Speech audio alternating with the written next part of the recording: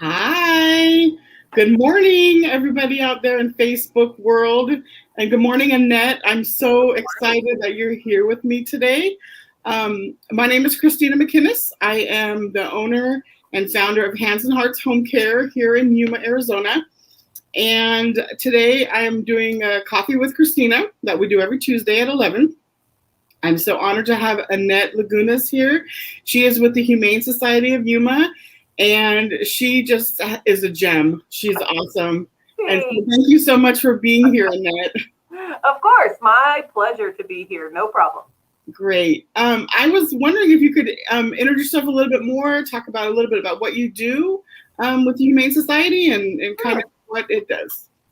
So I am Annette Lagunas. I'm the executive director. So I oversee everything that has to do with the Humane Society. I have some really great directors above me, my board of directors. So the Humane Society is governed by a board of directors. We are not affiliated with any of the other larger organizations. So like Humane Society United States or ASPCA, or any of those other really big organizations. We are our own 501c3 private nonprofit organization. I have about 44 staff here at the shelter. This past year, we only took in 5,600 animals, so 5,600. Wow. But we think that COVID helped that because normally we see about 7,500 animals in the shelter. Yeah. So we have contracts with the city, Yuma County, City of San Luis, City of Somerton, Town of Welton, and the Marine base, in addition to the 2 Indian tribes here in our community. So we take in animals from all over the place, all the strays, sick, injured. We take it all in. So that's amazing. That's amazing what you guys do and the service that you provide. There's a lot of animals. Yeah, for sure. But there's nothing worse than a hurt animal that, somebody maybe wants to take care of, but they just don't have the time or the money or whatever the situation may be where they can look after an animal. But there's that option to bring them to the shelter to be taken care of, nursed back to health, and hopefully adopted out at some point. Yeah, for sure. And we've been really working hard on managing our intake, and so there's a lot out there saying, well, the Humane Society won't take it. Well, the Humane Society won't take it. Well, that's not true. If the animal is really in need and it needs us, then we're going to take that animal. There's no question about that. We've been doing a lot of cat stuff, and that could be a whole different podcast, but we've been doing a lot of cat stuff lately. And we've learned that cats don't need to come into the shelter. And when they do come into the shelter, it's a bad spot for them. So that's a different topic. So we'll talk about something else this time. But cats are a big deal. Dogs are a big deal. We've been no kill for dogs that enter the shelter for 3 or 4 years now. So we're very, very proud of that. That's awesome. So in the standard, I'm sorry. Go ahead, Cristina. Go ahead. I'm just going to take a drink of my coffee. Okay. See, you get me talking on these things. I was going to ask you, do you also have other animals besides cats and dogs at the shelter? Funny you asked that. We've had 2 guinea pigs this summer. We've had, I think, 2 or 3 rabbits this summer. We get chickens all the time. We get all kinds of stuff. We've had bearded dragons. We've had iguanas. We get it. Wow. Yeah. And are those easier to adopt out, do you find, or are they about the same? No, they're just as difficult. Usually the reptiles, one of our staff members will say, we know somebody who knows somebody, kind of a thing, Who's really into, and ready to take one on. The bunnies are hard. Yeah, for sure. I'm a bunny lover. But so I was going to ask you, so what are your thoughts on, because this podcast is primarily geared toward, the elderly in our population. So I was kind of wondering, what are your thoughts on companionship animals and their benefits to our elderly population? Coming from the heart, animals do something for people that you can't get anywhere else. There's a love and there's an understanding that animals provide to us, and it's completely unconditional. they don't hold grudges. They understand us more than we think they do, and they're there for us no matter what. Their lives revolve around us, and sometimes putting an animal in a home with seniors or somebody who maybe stays home a lot more is just heaven sent for that animal, and so animals bring something that it's just almost, you can't even really pinpoint what that is. It's so special, and it's so heartfelt that it's a great bond. Absolutely. Once you have an animal and you make that bond, you'll be hooked forever.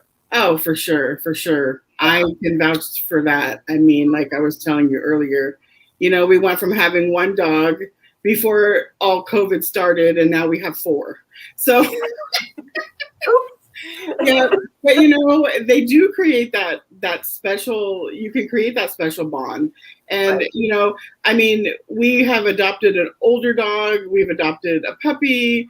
And so I think there's such a level of care maybe that is more fitting for certain types of lifestyles. Absolutely. So maybe an elderly person maybe wouldn't really be too interested in a puppy because you have to do all the potty training and go through them when they eat everyone's shoes and all the other stuff, versus maybe an older dog that's a little more settled, that maybe is just that companion that's going to sit there on the chair or the couch with you and just be there, and listen to you and pet, you can pet them. And that's such a stress reliever. Right. I worked in social services for a very long time, and a lot of my clients that I worked with have companion animals. So I know that it's a great release for people with mental illness and things like that. It also gives a sense of purpose to the person maybe who's adopting. Because that's a great way to put it. Yes. And I think that even creates a more of a bond, because you feel like I have a purpose now. I have a reason to get up every day and move and go on with my day. Right. Absolutely.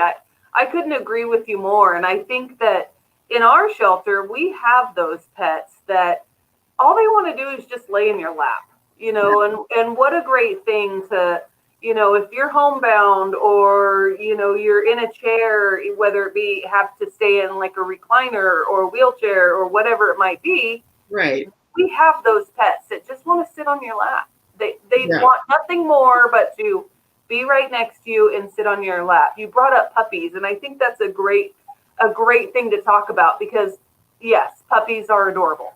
They are so stinking cute, and we all love them. But I'm 47, and I don't want a puppy in my house. Yeah. I don't want to go through all of the potty training and all of those things. But sometimes, or a lot of times, what we see is these older dogs lose their people. Either they pass away, or they had to give them up. Maybe the family had to give them up for medical reasons of the owner. Right. And those pets need another senior, another elderly person to go live the rest of their life out with. And so I think, having a program where we can offer our seniors, these pets is just good for everybody. Absolutely. And do you guys offer a program where you guys help make that connection for seniors, or do you offer discounts if they were choosing to adopt a pet? Or so we don't have anything that's like specific, but there's nothing also that discourages. We look at every single person and every single adoption as unique. Mm-hmm. And my staff's very, very good at saying, okay, this dog would be best in a home with children that just want to run. Yes. And this dog is best in a home without children that just want to sit on somebody's lap. And so they're very good about making those connections and trying to steer the person over to where they think might be the best. Be a better fit. Yeah. And our adoption prices are so cheap, for $20, $40 in most cases. Right. For pets. And you have all the, they're microchipped, and you have all of their history with all of their immunizations, and everything is all put together in a nice little package. Right. And I mean, I can definitely vouch for the Humane Society. They're just, you guys are an amazing group of people. We really, my husband and I, we've gone there quite a few times, and we've really connected with some of your workers, and we'll just pop in every once in a while just to say hi, because they're pretty good people. Yeah, they're awesome people, for sure. Yeah. For sure. Yeah. So you have to be a special type of person to work in this environment, and for sure. And, it's hard. Sometimes we do have to take lives, and that's difficult, but it's only done when it's in the best interest of that pet. So yeah, well, we don't want anybody suffering or right. So but we also want to encourage all of our adopters, no matter what age you are, be sure you know what you're getting before you get into it. If you're somebody who maybe isn't quite as mobile as somebody else, then you might want to think about the fact that this pet may or may not need to be groomed. It may or may not need to get out of the house to go for walks, like depending, a lab. A lab, even a middle-aged lab, is going to be a little bit more active than maybe an 8-year-old Chihuahua or a little terrier or something along those lines. So it's really important to know what it is that you're getting before you get it. And we have people here to have those conversations with.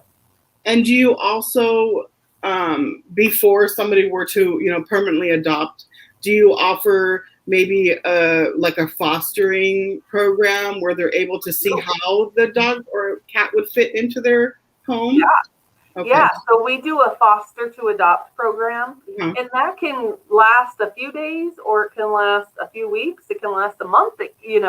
It's really open-ended, and there's many reasons to foster to adopt, but absolutely go take a pet home. Give it a try, see how it works out. 5 years ago, that would have been like, oh no, we could never do that. But now it's like, hey, even if the animal gets out of the shelter for a day, that's a treat for the animal. Yeah. And I mean, and for an older person who's maybe doesn't have the family members around, or the daily contact with people, even getting them out of the house to maybe come and foster a dog for a week or so, just to have that connection. It's just so important for mental health, and you just want to keep people going. We don't want people to lose hope, and I think animals are just an amazing way to bring that to the forefront. They are. They give you a reason to be. They give you a reason to want to be here. They give you a reason to wake up in the morning, and whether that's they got to go potty or just because they want to be held, they give you a reason. And there's nothing better than waking up in the morning with all doggies looking your face. Yeah. I think that's awesome. I even had a kitty in my face this morning, which usually doesn't happen. Yeah. So that's a rarity. Cats are not usually as loving on you as dogs are, but that takes another person as well, because cats are more independent than dogs, and so that's, like you said, a whole nother conversation at another time. And I just one real quick point for the purposes of this, cats also, they don't need to be groomed. They don't need to go for walks. They don't need to, they don't need a lot. Dogs are a little more high maintenance than cats. Right. And so even if you're thinking a cat, that would be a great idea, also. Yeah, and the older a cat gets, the more likely it's going to come sit on your lap. Again, we don't recommend kittens, but yes, an older cat would be great. Yeah, and cats are great. They're fun. They are. They're great. I'm personally allergic to cats, so I can't really have them. But yeah, cats are great. And I was telling my husband I wanted a kind of a little sidetrack. I wanted a fainting goat for the longest time. Oh my gosh, aren't those cute? They are so adorable. But realistically, like, where are we going to keep it? With 4 dogs, I don't know how they react to a fainting goat. That would be so cute, though. It would be. Get one of those. You better call me over. Yeah. I told my husband, I'm going to call him Boo. And every time I say his name, he's just going to fall. That's cute. Yeah, well, thank you so much. Definitely. I really appreciate you being here, Annette. Absolutely. Did you have anything else you want to add for I today? just I just want to add that, if you make a pet, it is a commitment, and we want you to think about that. Of course, there is the fostering to adopt, but fostering is great too. But just know that if you take that pet on, it is a commitment, and we just ask that you make plans for that pet in the event you do pass or the end of your life is coming. So Right, we can absolutely. help you with that. We can totally help you with that. Well, that's awesome. Well, Annette, it has been such a pleasure to be talking with you this morning. You have some fantastic information, and like I said earlier, the Humane Society of Yuma is awesome.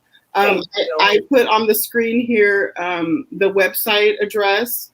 And so if anybody who's out there watching would like to speak with Annette or any of her staff, feel free to log on to their phone numbers there as well. And yeah, we can connect it or call me or call Annette, and we can definitely get you connected. Absolutely. To find that pet. So. Yep.